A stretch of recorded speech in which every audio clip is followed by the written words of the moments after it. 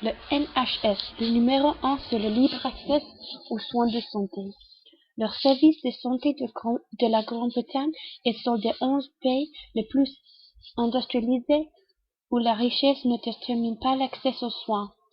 Il fournit le traitement le plus largement accessible à faible coût entre les pays riches.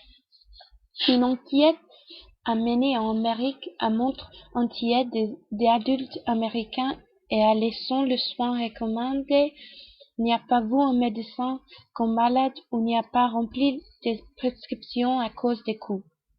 Ces figures étaient seulement 6% au Royaume-Uni et 5% aux Pays-Bas.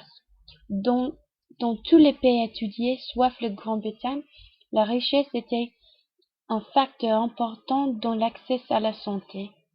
L'enquête de 19 700 patients dans 11 pays ont constaté des différences substantielles entre les pays sur l'accès aux soins lorsque sont malades. Une moyenne de 20% des patients britanniques ont rapporté l'accès même au lendemain pour les médecins en cas de maladie.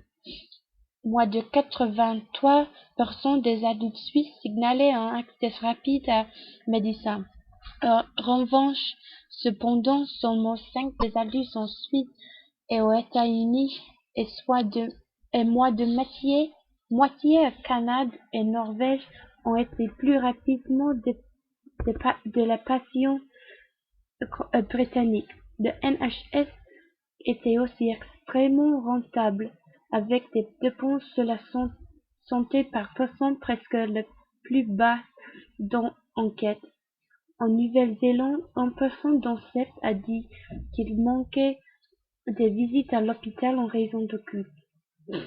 Le rapport a été critique à particulier les États-Unis où il a trouvé les patients sont beaucoup plus susceptibles à ceux des 10 autres pays industrialisés de se passer des soins de santé en raison des coûts.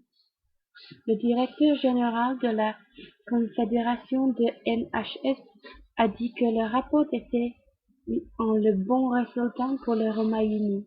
Le problème dans beaucoup de nations autres est que vous achetez l'assurance pour couvrir le prix de donc cher. Un porte-parole de gouvernement